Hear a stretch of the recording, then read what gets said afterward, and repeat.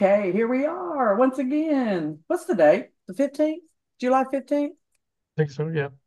Should be a Maybe. holiday. I think 7/15, that's a good number, right? That should be a holiday, don't you think? Um, sure.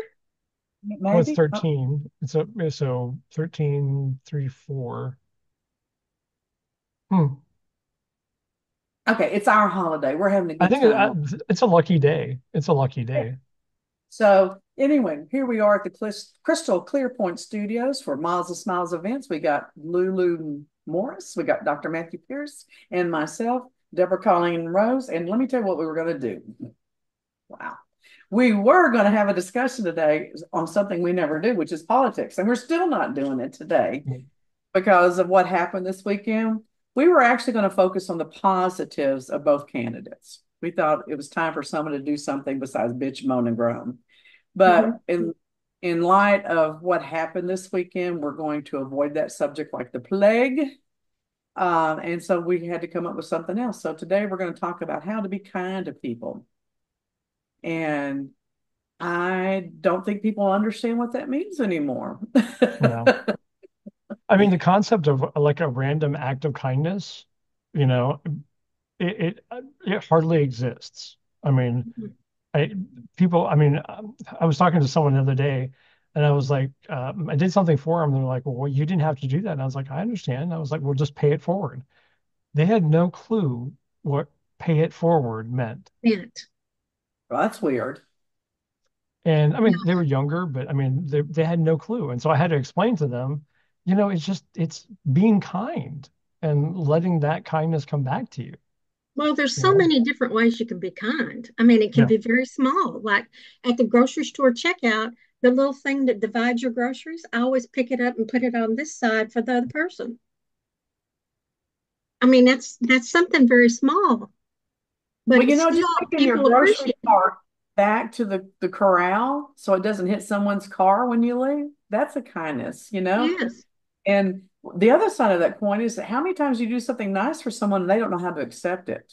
They're like, Yeah. oh, what? Why are you doing that? What do you Yeah. want from me? What are you Yeah. expecting? Nothing. Well, a long time ago when Bob was checking out the automotive schools, I went with him to Houston or Galveston or wherever the hell that was. And there was a young lady there talking to her mother, and she said, "Mom, I just need $20. I just need some gas money." I know, Mom, but this is legitimate. I just need and her mother continued to argue with her. And she says, "So you're not sending me anything?" "Okay, thank you, Mom." And she just said, and I said, "Oh, Mom didn't want to come through for $20?" And she said, "No."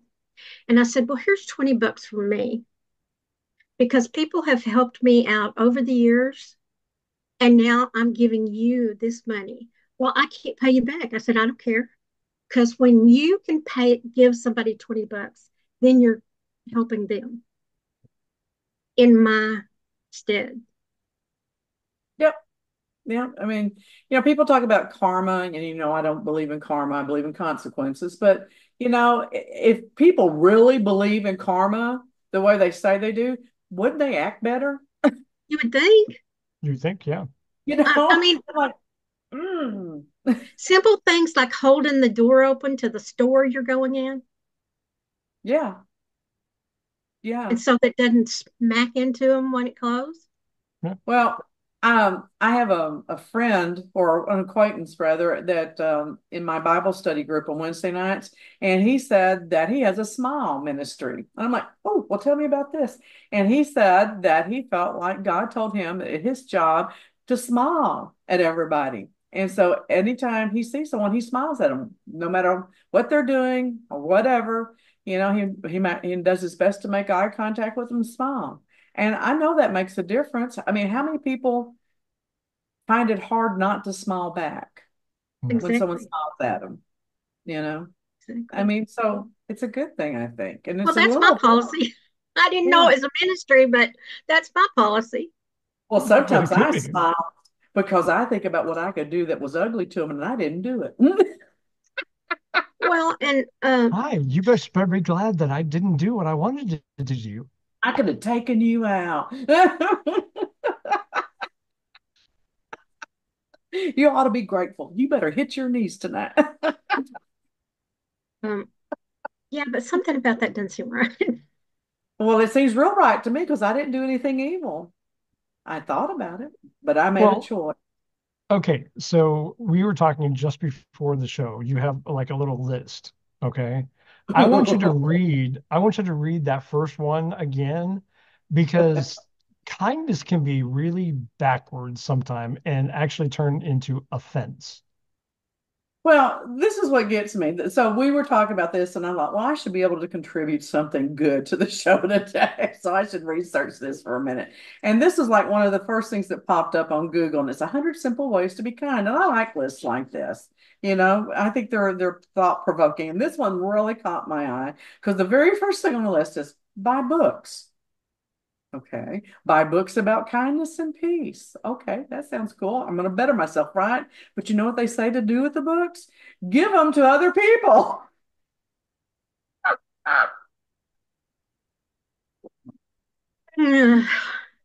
You read that and I was like, I would be offended. Are I you mean, kidding?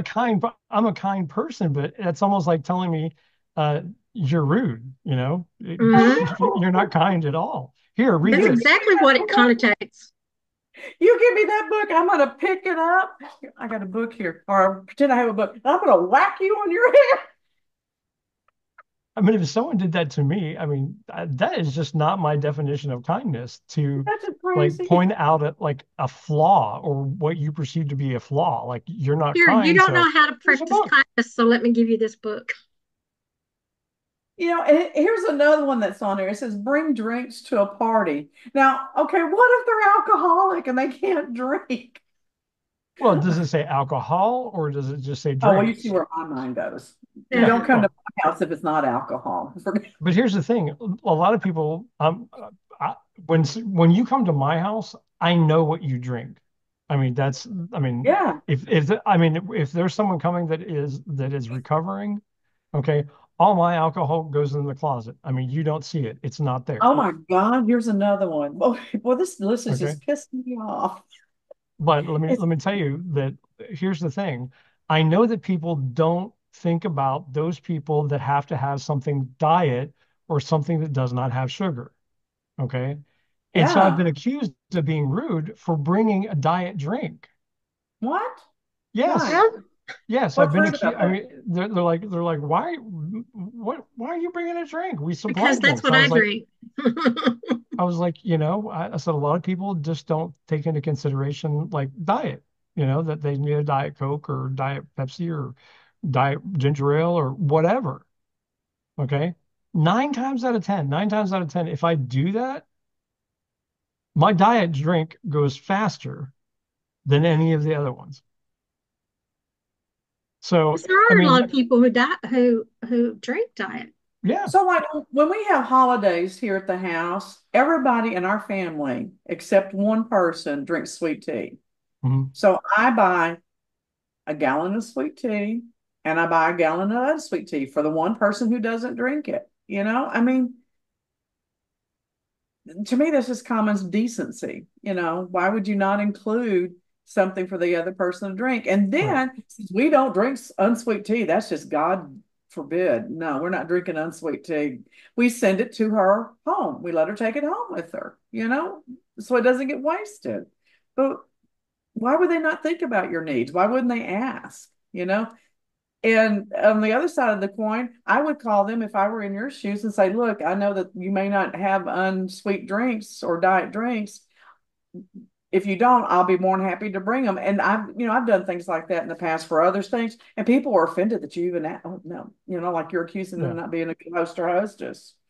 Well, I usually in those cases I just say, well, can I get a glass of water? You know, I mean, I don't want to, cause waves or anything else like that. So I was just usually, if I don't have anything to drink, water's, you know, free of sugar. So I just have water. All right, Um, we have to talk about this right now, or I'm going to Go for it. explode. This will just so piss me off, and I hear this all the time. To me, this is so condescending and so rude. It says, tell someone you hear them, even when you don't agree.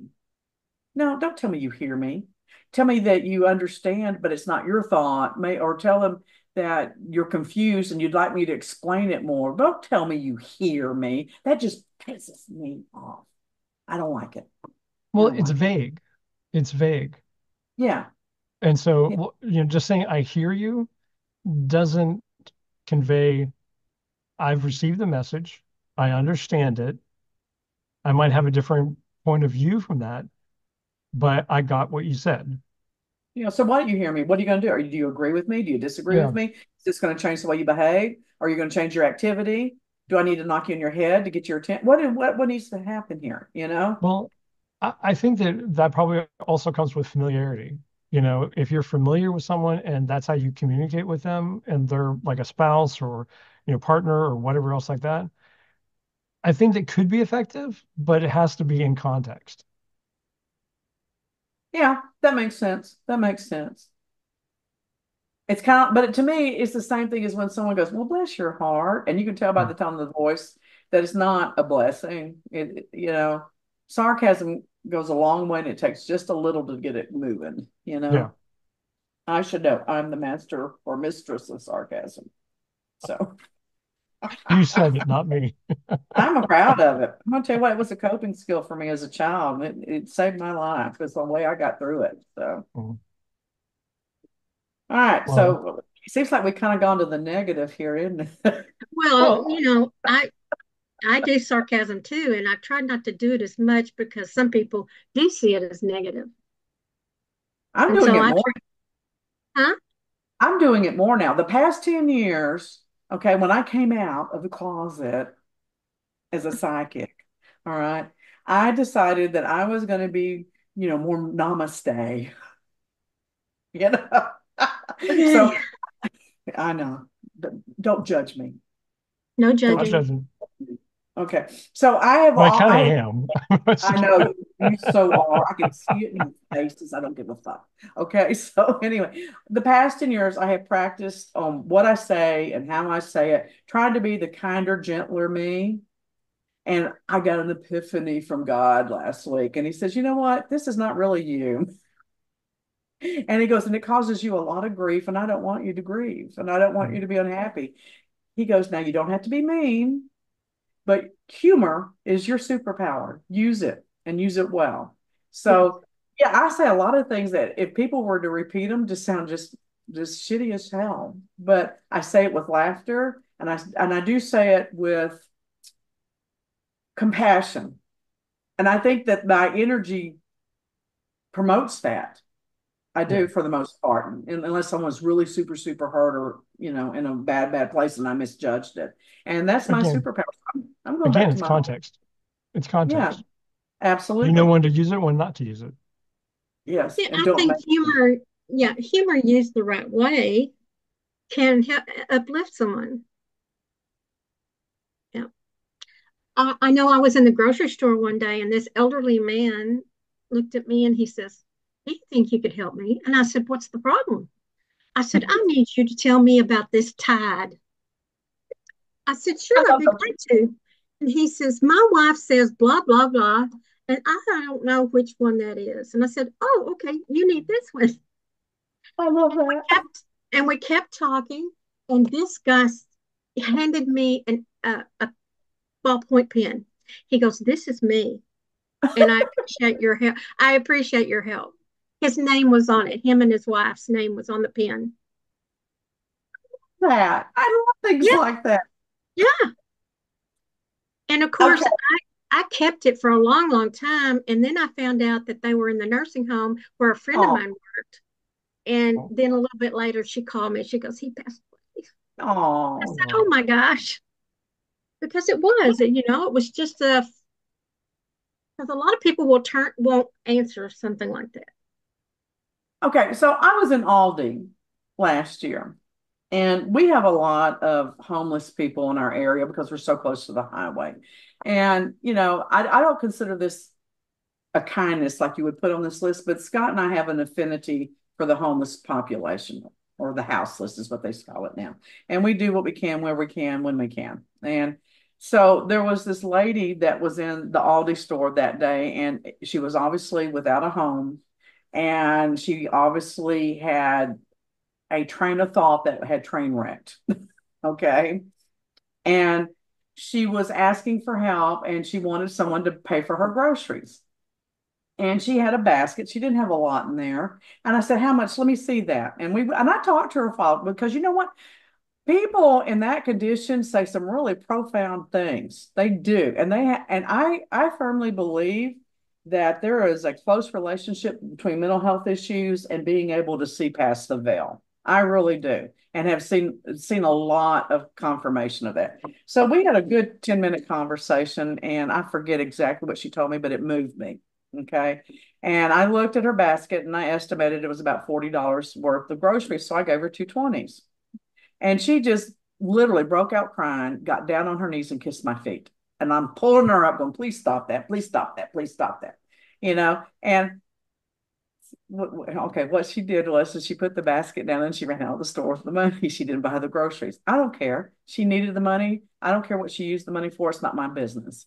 But this woman standing behind me across the aisle that had listened to this conversation started berating me, telling me I literally called me a stupid bitch and that I did not know that woman was going to do with that money and she was going to buy drugs or alcohol or whatever. And how dare I participate in some kind of low life activity like that? And I turned around to her and I said, "You know what? A lot of people would see what I just did as kind. They're fixing to see what I do when I'm not kind because I'm fixing to knock the shit out of you if you don't get out of my face." And I was just that blunt. Now, why would someone react that way? I don't get it. I I mean, guess maybe, they feel that you're adding to the delinquency of people who are homeless. oh, she didn't care. She didn't care about that one bit. That was not her agenda. Absolutely not. It infuriated her that somebody got help. That's what it was. Well, That's you the know, the girl I gave the $20 to, she could have used it for other things. I didn't know, but to hear her story, I felt moved to help her. well, we have this young guy that is in this area a lot, and frankly, I just love him because he reminds me of my son-in-law. And when I see him, I always give him some money, or I'll go into the 7-Eleven and I'll buy him, a 6 pack of water or whatever he tells me he wants that day. And one day he looked at me and goes, "I really want a beer." I said, "You want a beer?" And he said, "Yeah." And I went and I bought him a beer. You know, Actually, I bought him a 6 pack. And the person that was in the car with me doesn't know me very well. We were riding together to an event at that time. And they go, "Why did you do that?" And I said, "Because I figured that he lives on the streets. His life is harsh. And if a little bit of beer makes his life a little bit easier, why would I not do that?" And I'm going to tell you right now, I do believe Jesus liked beer. He liked wine. I bet he liked beer too. Well, I mean, why can't somebody who's in that position be given something to lift their spirits, Right. so to speak? So you don't think we're crazy then for thinking that? No. Okay, I'm going to use a word that is probably controversial, but I Oh, think there are people out there like us that are more enlightened, that we can see past just the humanness or, what's there. I mean, that woman in the store that you were going to buy groceries for, Deborah, she said something that moved you, you know, and that's why you reacted the way you did. So good on you. But I think that there are other people, like the woman in the store that was with you, not as enlightened. You don't know her why she got upset or why she got angry, but she couldn't see past just, you know, someone homeless and they ran out of the store with $40. well, see, and I rarely have cash. So that's what really was important to me. I rarely have cash. She asked for $40 and I had exactly Yeah. $40. And there was no hesitation in my mind that I should give that money to her. Now I'm a tightwad. Okay, let me make this real clear. I am a tightwad. My husband will tell you. He'll go, I want some money. And I'm like, "What for?" I give you all your needs. You have a house over your head. You have food. What do you want that? I mean, it really is that bad. I'm not kidding. So for me to know to do that, I felt like that was God working on me or not, or working through me or whatever. But I don't know. It's just, I don't think people understand what kindness is all about anymore. No. So I have a story that I Oh, would like good. to I love share. your stories. Okay. I'm gonna eat my And M&M's. Tell get your M&Ms on. Um, so I mean, this is something that happened to me years ago. Okay.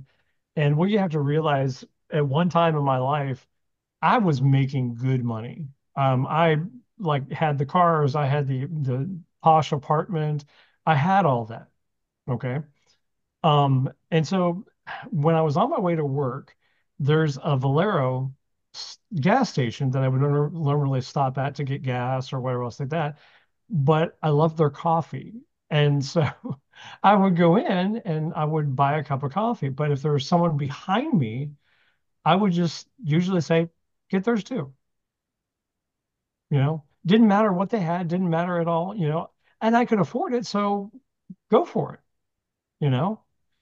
So this was kind of one of those things that like I just did every single day.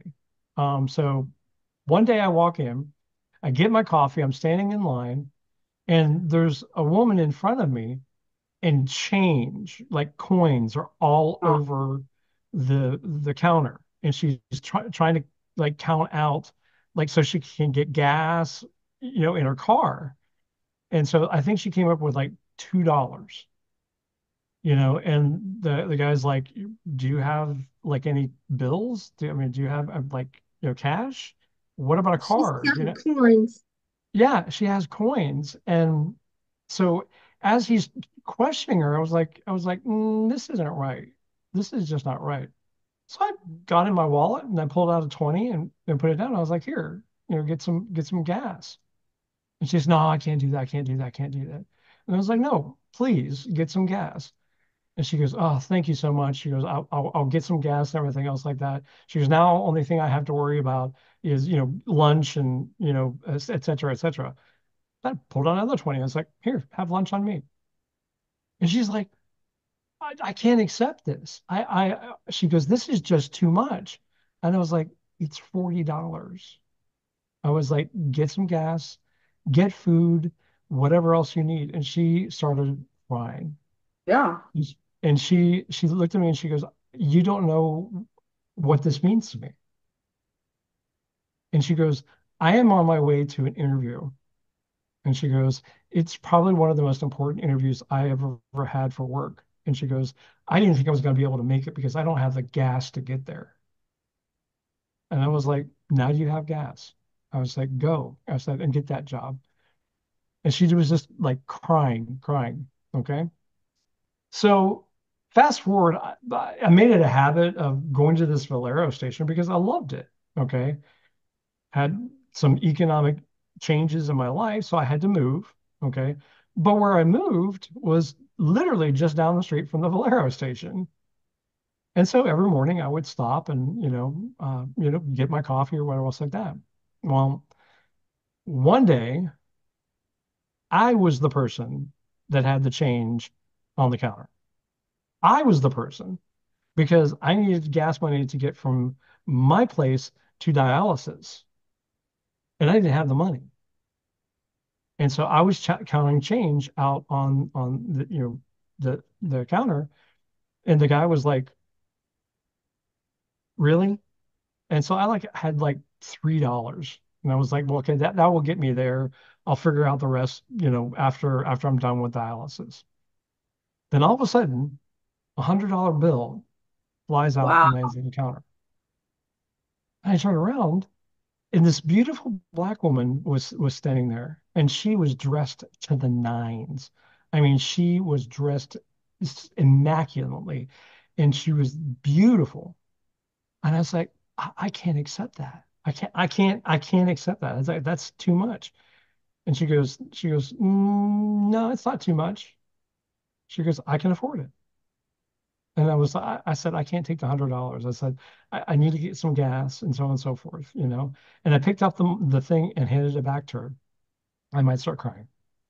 Um, she took the bill, shoved it into my hand, and closed it. And she was sitting there. We're sitting in the middle of a Valero gas station. I'm in line, and she's holding my hands, and she goes, "You don't know who I am." And I was like, "I'm sorry." I was like, "Did we meet? I mean, and she goes, "Oh yeah, we met, and you changed my life." Oh, wow. Wow, And I wow, was wow. like, I'm sorry, I'm lost. I don't know what you're saying."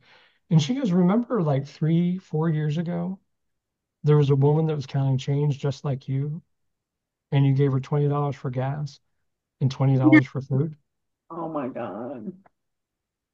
And I said, "Yeah." I said, I remember that. I remember that. I was like, "How are you?" And she goes, "I'm the best that I've ever been." She goes, "I went to the job, I got the job, and within 2 years, I became the CEO of the company, and now I'm making more money than I've ever had in my life." Wow. She goes, "A $40 investment deserves $100." She goes, "So you get what you need." That's What goes around incredible. comes around. Twice. Twice. Two and a half And times. just And by that, a little act of kindness, you know, it can change someone's life. yeah. And that, Deborah, is what I call karma. Not me. I call that God. It doesn't matter how you get to it, but he did that out of the goodness of his heart when he was able to do it. And then when he was unable to do it, what are the odds that this very same person is there to accept it? And right behind me, I mean, literally, she was in line behind me. And because she had changed her look, I didn't even No, blink. you would. She's a totally different person now. Okay, so I have a similar situation, but what I got out of this was that people can be less than what we expect them to be and be more than what we expect them to be. When I owned my bail bond companies, I was the daughter of a police officer, and my uncle was a police officer, and I was kind of raised with the attitude that criminals are all just junk. You know, you're a criminal, you're trashy. And one of the things that I got out of the bail bond business was how much these people just reminded me of everyone I already knew, reminded me of people in my family, people I grew up with. They just seemed like ordinary people for the most part, but that had very different circumstances in their life. And I used to have people on bond. Usually, when a person's on bond with a bail bond company, they avoid them like the plague because they either owe them money or they're afraid they're going to put them back in jail. They used to come to my office and party. And I don't mean like drinking and all that, but they would come and hang out and they would talk to me and tell me their life stories and stuff. And I didn't really know that that was not normal until I got more involved in the industry because I had no background in it. And I was talking to other people and they were talking about how people would avoid them. And they also, a lot of the bail bond companies, if they put someone back in jail, they wouldn't post their bond again. I would if they met the criteria and they gave me the money. And I had people I would put in jail and get back out, put in jail, because they wouldn't go to court. And it was my job to put them back. But I would keep giving them chances as long as they met their fiduciary duty. And that bought me a lot of tokens, I guess, in this world. And I reached a point when my husband died to where I was losing the companies because of a lot of things. That's a whole story. But I needed $50,000 to keep the doors open. Okay. And I don't even know how this man found out. He was one of the biggest drug dealers in the area. He was a cook. He cooked meth. And he was well known in the criminal world and stuff. And I actually adored him. And he was an older guy. And he would come by and bring me coffee all the time and we would talk. And he came in one day and he looked funny and he laid a briefcase on my table and says, "Don't open that till I leave." Well, I'm a little paranoid. because of the world I live in. I think worst case scenario, best case scenario, I'm going to be prepared for worse. And he leaves, and because he was so stern and gruff. And I'm like, oh my gosh. And I was afraid to open it. And so one of the guys that worked for me, Danny, he was a hilarious, and he was a flaming queen, and so he was very dramatic. And I was like, I'm not opening it, Danny. And he just goes, oh, for God's sake, Deborah. And he runs over there and he just throws it open. And of course, it won't open because Bobby didn't leave us the pass code, the Okay. for so Danny's over there prying it open. I'm like, well, Danny, I guess if it's going to blow up on us, it would have already done that. So it took him about an hour to get it open, and he got it open, and then there was $50,000. So we hauled that straight down to the sheriff's department so we could pay our bill to keep our license open for the weekend. But I mean, this man is a huge criminal. And then when my husband died, he brought me things that and did things for me that no one, including my family, thought to do for me. Mhm. You know? And I went crazy with grief. And this is not a kindness, but I used to go to the bars and buy drinks for the whole bar all night long. I spent a lot of money doing that. That was not out of kindness, okay? That was just stupidity and grief. And he heard about that, and he actually sent someone to babysit me when I would start doing that crap and drive me home. So I couldn't do it anymore. You know? Now I think that's above and beyond kindness. I don't know how you label that. I don't. I Well, it's really don't. somebody watching out for you for sure. I think he was an angel. I think he was a meth cooking angel.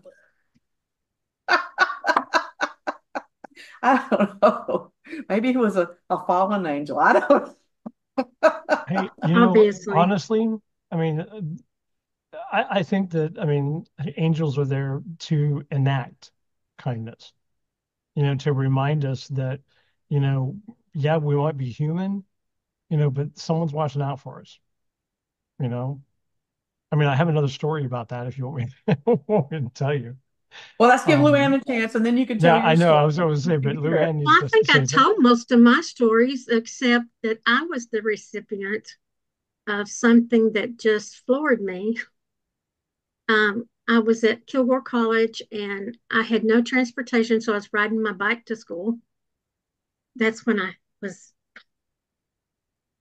Had legs. yeah. And Balance. Her legs one are of so the cool. one of the instructors said, you would do me a really big favor. And her husband, Roy, he we want to get rid of this car. Hmm. She said it's really hard to drive because the power steering doesn't work half the time, but we want to give it to you so you can take care of it. Wow. Wow.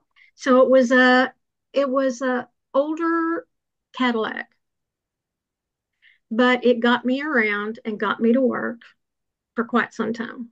That's awesome. Yeah. And I don't know. Maybe she was the same person that would come in and she'd say, you know what?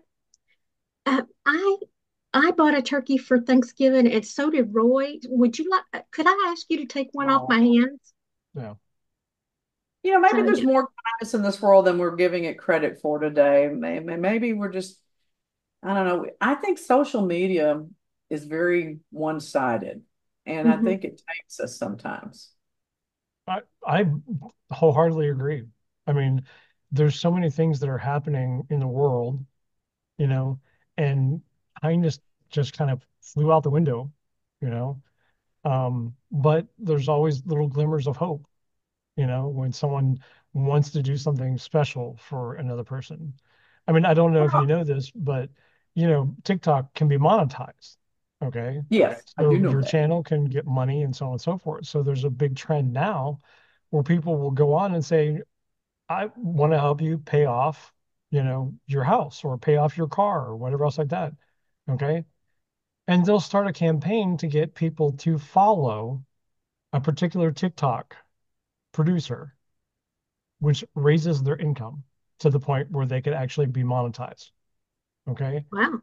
So there's groups out there that will take and say, you are doing something amazing for the world.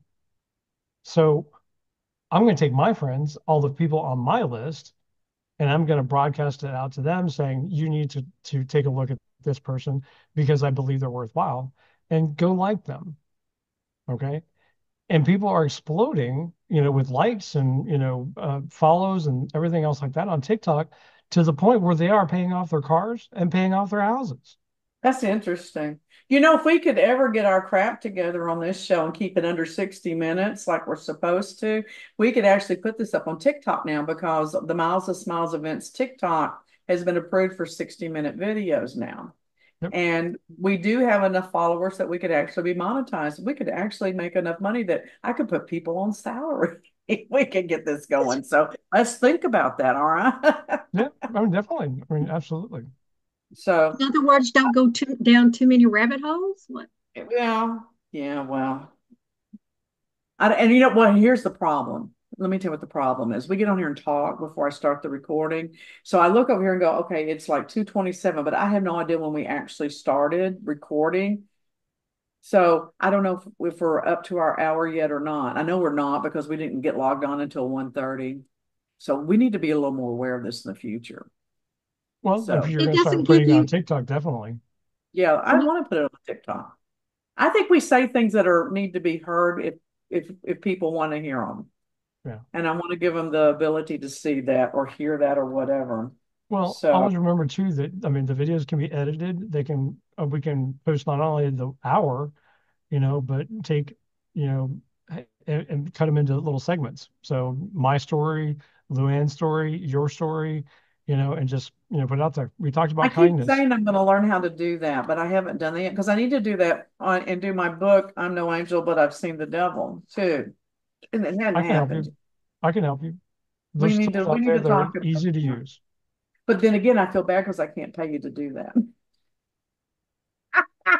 I just So here's that. volunteered. So that you're not telling Yeah, me, I you're know not he telling me. did. I just volunteered. Video recording. I got proof. No, no, Matthew's very kind and he's very generous. And I'm going to tell you right now, I probably would have given up a lot of stuff in regards to Miles of Smiles and stuff if it wasn't for Matthew because I was so frustrated and I was so tired of people being ugly to me that it really started making me forget how kind people could be because a small, tiny little group of people were being so ugly to me. It made me forget all the wonderful, big, large group of people that have been so nice to me over the years, you know. But Yeah. let me tell you something else. I'm going to say, I got to say this too, because, I'm a libertarian. I'm not a Republican. I think I registered for a Republican Party years ago by accident, but by belief system and all that, I'm a libertarian. I don't care for any of our candidates right now. But here's what was fascinating to me. I was just up in Arkansas at Eureka Springs a couple of weeks ago with my granddaughter. Huge Trump territory, huge, huge. It's kind of scary. I can do him so well. And I have never had such a large group of people on an ongoing basis, running into people at all these different places, be so kind, help me get directions, help me get my tickets, help me know where the best park, help me know the best restaurants. We had one gentleman that spent 45 minutes out with Scarlett at one of the souvenir store helping her find slag rock that was uranium because it glowed in the dark and we didn't have our black light with us. The train people rearranged our tickets so we could go earlier in the day so it wouldn't be so hot. I mean, kind people. And they weren't getting paid for this. And some of them worked for the facilities, some of them didn't. And so when I see us getting labeled, let's talk about labels a minute. And oh, you're a Trumper. Well, what the hell does that mean? That means that they have interpreted something that this man has said that appeals to their sensibilities. It doesn't automatically mean that they're this or that or whatever. I'm not going to say the ism words. Same thing with Biden. And so I see a lack of kindness and I see a lot of labels going on, I guess is my point. Well, there were a lot of people saying, missed him by that much. And I said, he's a human being Right. first, and we don't want him to die. I don't want anybody to die like that. And how about we just not say anything if we can't say something nice? Right. That's I agree heartbreaking, totally. actually. That's heartbreaking. Say Yeah. somebody say something positive because you made me cry and now I'm kind of down in the dumps and I want to end on an upbeat note. So y'all say something positive. Say please and thank you. I know. Say something Yeah. nice. Say please and thank you. Say something positive. Something positive. That Um, goes a long way. mhm. Thank you. And then the hardest thing for me is when I would get a compliment, I would just like, well, okay, no. And Hmm. and so the hardest thing was to say, thank you, I appreciate the compliment because I couldn't, it was hard to accept, just like other things are hard to accept. Hmm. Yeah. Yeah. And I honestly, I think that we need to be very conscious about how we are interacting with people and actually give them a chance, Mm-hmm. for that kindness. They might not have asked for it, but you know, going through a checkout line, if the checkout person says, how are you today? Okay. This is what I do. I was like, do you really want to know, or do you want my canned answer? Which stops them in their tracks. And usually they look at me and go, okay, that's different. And I was like, tell me one amazing thing about yourself. Just one. I was like, it can be arrogant. It can be whatever you want. I was like, but tell me one thing that's amazing about you. 9 times out of 10, they do it. Yeah, that's cool. But that's it, So Well, allowing the chance for kindness, mm-hmm. you know, sometimes we kind of have to get them ready, so to speak. And when you were talking about the checkout person, Mhm. they always ask, and I always say, I'm doing great. How are you? Mhm. Well, thanks for asking. Yeah. Does anybody ask about their day? Well, see, and what I normally tell them is like, you know what? Doesn't matter what kind of day I'm having, it's now better because you asked me. That's You awesome. know? I So love that. that's, but I like what you say about asking them about one great thing about themselves, Mm-hmm. and when I leave, I always tell myself, I hope you have instead of a wonderful day, I said, I hope it's a wonderful week and I'll see you again next week and I'll give you another one then, you know. I don't want what I say to sound repeated or rote or, memorized or, you know, like the bless your heart thing, that's just so, I'm so over that crap. And but with a stupid list that I downloaded, let me tell you what the last thing is on it, and then we can close. Number 100 on here, and they finally redeemed themselves.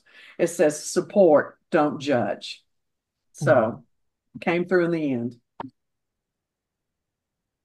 Support, don't judge. Yeah. Wow. Sometimes that's hard to do, but that's best advice I heard today. Yeah. Well, we all judge, but the thing about it is that my Bible mentor had I call them sermon. He calls them Bible studies. I call them sermons. But anyway, he had a thing a couple of weeks ago where he talked about where we're not supposed to judge, and the things that we judge people for, we will get judged for ourselves, and they usually come Mhm. back and haunt us. And one of the examples he uses is he used to be afraid of getting fat, and he would judge fat people. And of course, he wound up having a weight issue for a while because of that. And I have found that to be true. When I judge people, that comes back and haunts me later on. So I really try not to judge. So my new thing, even though they might aggravate me or piss me off, or I'm like, I wish they wouldn't do that. I have emotions. You can have emotions and not judge. I'll just say, why did you do that? What were you trying to accomplish? Did you get what you wanted when you did that?